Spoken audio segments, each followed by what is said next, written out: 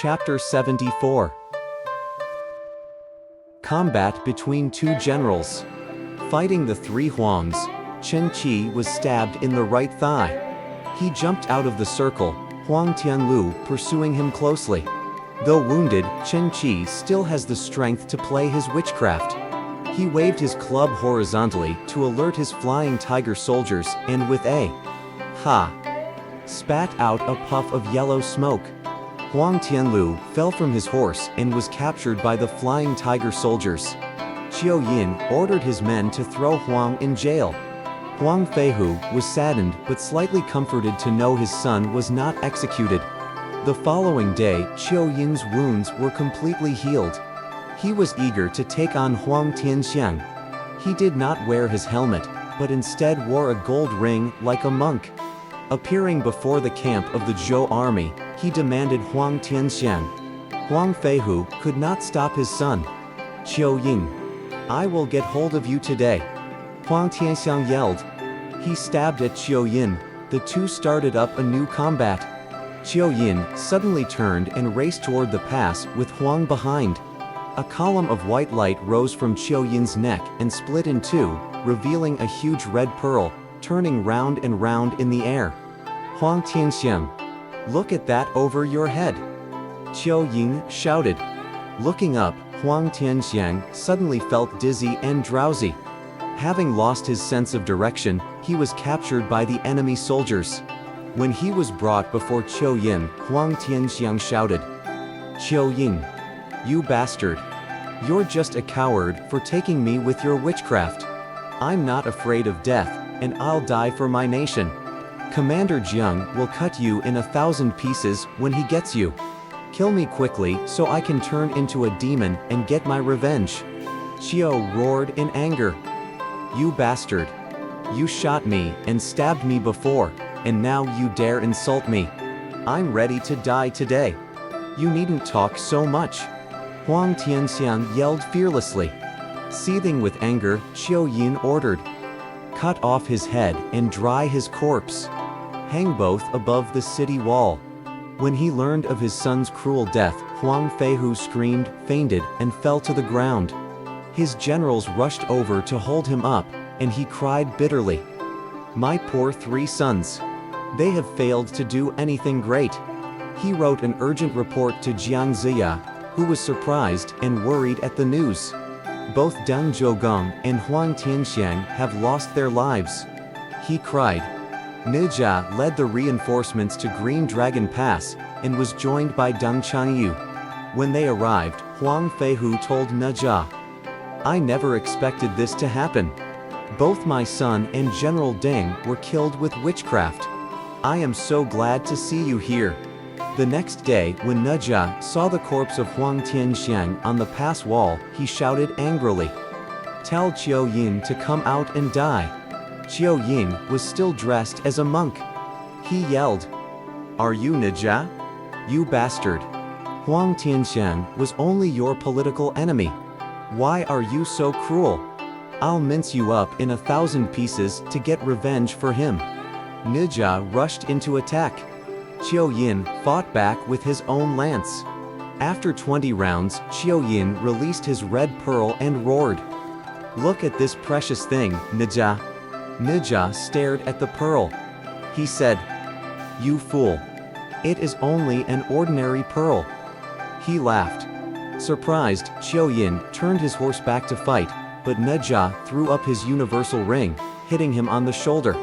With his bones nearly broken, Qiu Yin fell over the saddle and ran back to the pass. When Earth Traveler Sun returned to the headquarters, he asked Wu Ji where his wife had gone. The reply was, Your father-in-law was killed, and your wife went to avenge him.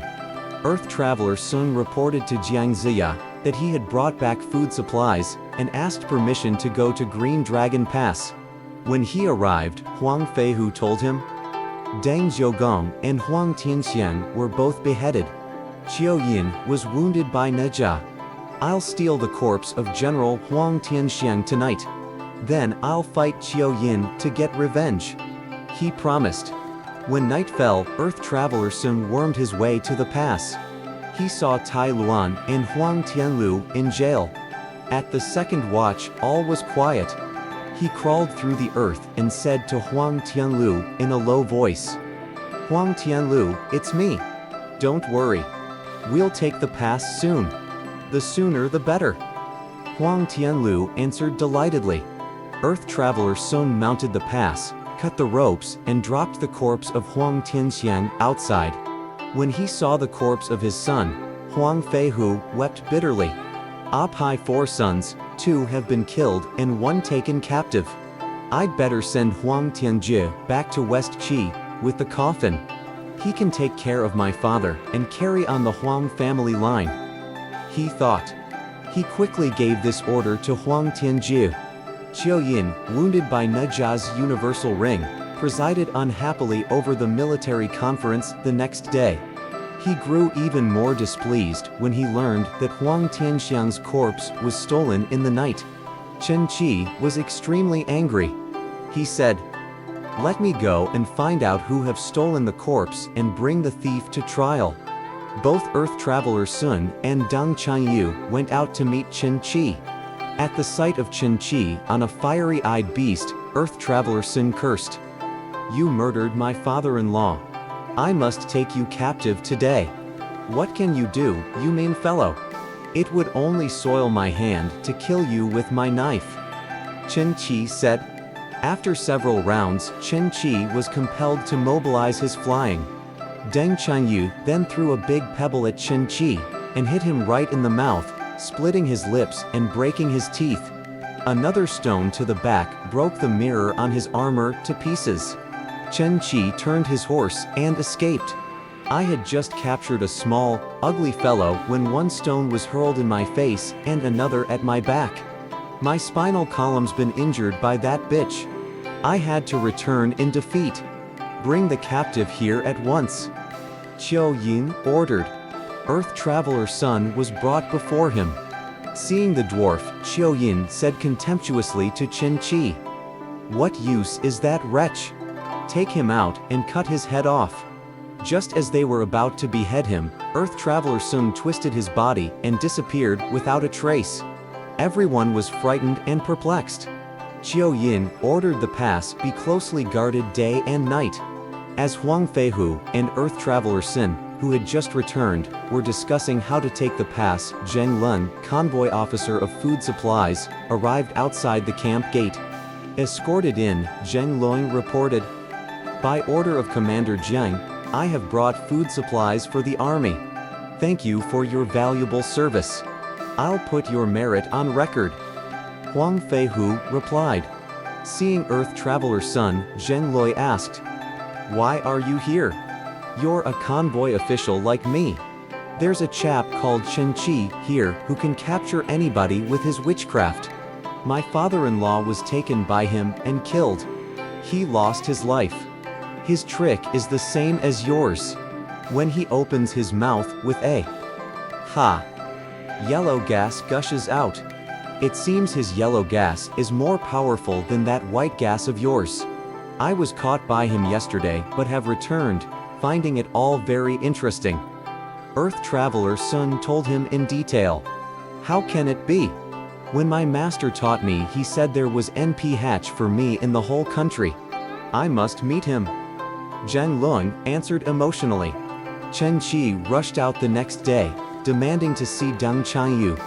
Zheng Lun answered the call, and after initial opposition by Huang Feihu, he rode out on his fiery-eyed beast at the head of 3,000 crow soldiers. He roared, "Who is that coming? I'm Chen Qi, the great general for transportation of food supplies. Who are you?" "I'm Zheng Lun, the great general for transportation of food supplies on the 3 routes.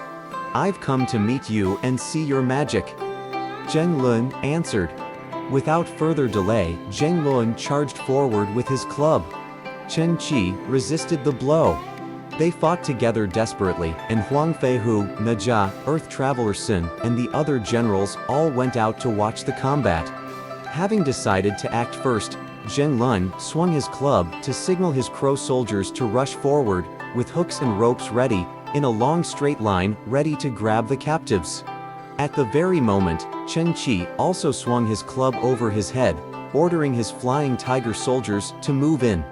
Zheng Lui's Heng produced 2 columns of white light from his nose, and Chen Qi's Ha called forth 2 columns of yellow light from his throat.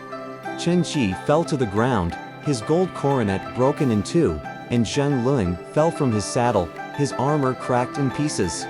The crow soldiers and flying tiger soldiers dared not capture the enemy generals.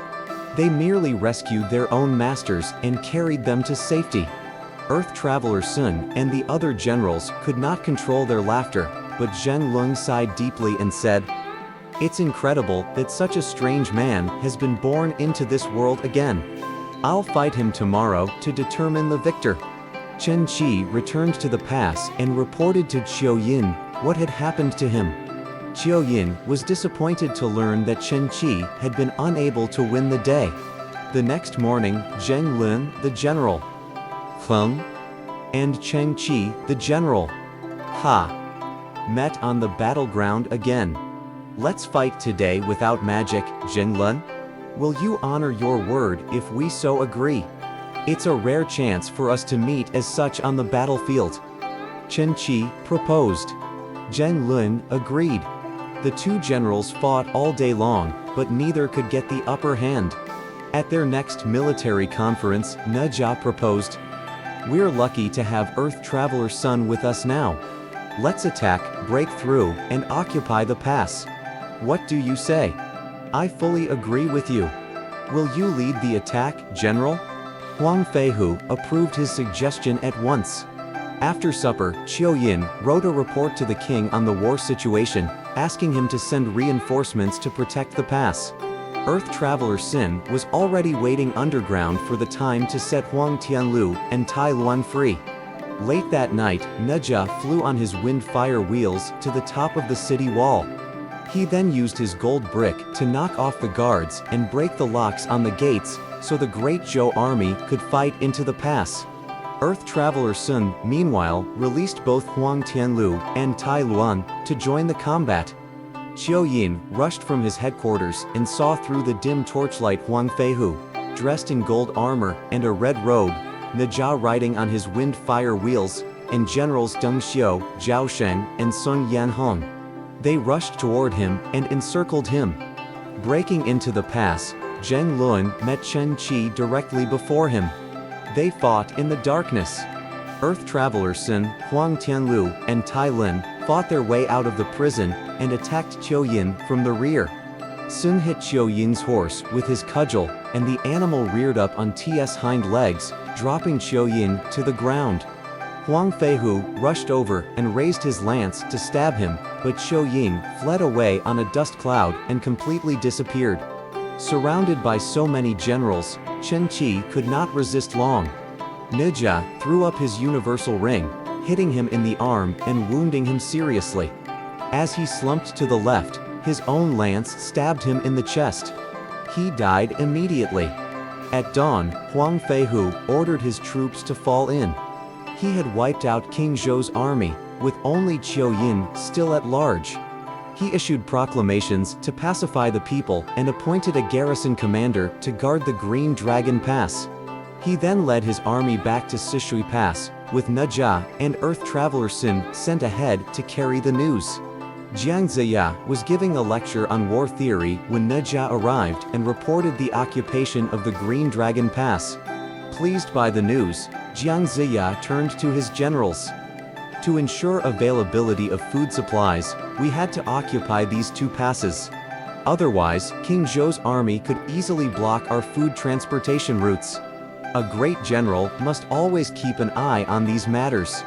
Now that we have occupied the 2 passes, we are free to launch offensive operations at once. You have considered everything well, covering all aspects of the situation, Commander. You are a great strategist. All the generals praised him. When Huang Feihu returned from the Green Dragon Pass, Jiang Ziya congratulated him on the great victory, but expressed deep regret over the loss of Deng Zhougong and Huang Tianxiang. The generals held a feast that night. Jiang Ziya sent Xing Jia to deliver an ultimatum to Sishui Pass the next day. When he finished reading the ultimatum, Han Rong wrote an answer at the bottom. "We'll meet you on the battlefield tomorrow." He then sent Xing Jia back with the original. The next day, Jiang Ziya led an army before the wall of the pass, and Han Rong met him with his men. Han Rong spoke first. "How do you do, Commander Jiang? Don't you know the proverb, no matter where you are a subject of the empire by birth? How can you lead an army to topple the Shang dynasty? What you're doing is wrong, Commander." Jiang Ziya smiled and said, "It's you that's wrong, General. The king may sit on his throne if he is proper and virtuous, but will fall if he is not. Only the virtuous are blessed by heaven." History tells us that when King Jie of the Xia dynasty became a cruel tyrant, he was attacked by King Tang of the rising Shang dynasty. Can't you see that the crimes committed by the tyrant King Zhou are far more serious than those committed by the tyrant Jie? Every noble in the country is against him. Under the orders of heaven, West Qi must attack and punish him with a great army. Han Rong grew angry and swore. "Jiang Ziya, I once thought you were a bright scholar, and never expected you would incite the people with your nonsense. Why do you brag so much? Who will take him captive for me, men?" Wang Hu set his horse forward to attack Jiang Ziya, but Ne Jia stabbed him and brought him down. Wei Ben, seeing that Ne Jia was in a favorable position, spurred his horse forward to attack Han Rong. Han Rong was discouraged at the loss of Wang Hu, and could not resist long. He ran back to the pass, followed by Jiang's army. Returning in defeat, Han Rong sent an urgent report to Zhao Ge for reinforcements and discussed with his men how to defend the pass. Just then Yu Hua arrived, and Han Rong greeted him. "Several years have gone by since you were defeated and left the pass, enabling Huang Feihu to get through. He is now stronger than ever, and is helping Jiang Ziya attack us on 3 routes. Both the Good Dream Pass and the Green Dragon Pass have been taken. We lost a battle to them yesterday. What shall we do now? Since I was beaten by Ne Jia, I fled to Penglai Island to cure my wounds. I called on my master, and he refined a magical and miraculous weapon for me to avenge my defeat. It's powerful enough to wipe out a huge army." Yu Hua said excitedly. Han Rong happily entertained Yu Hua with a feast. When Yu Hua challenged the next day, he was met by Ne Jia. They knew each other well, as they had been deadly enemies for a long time.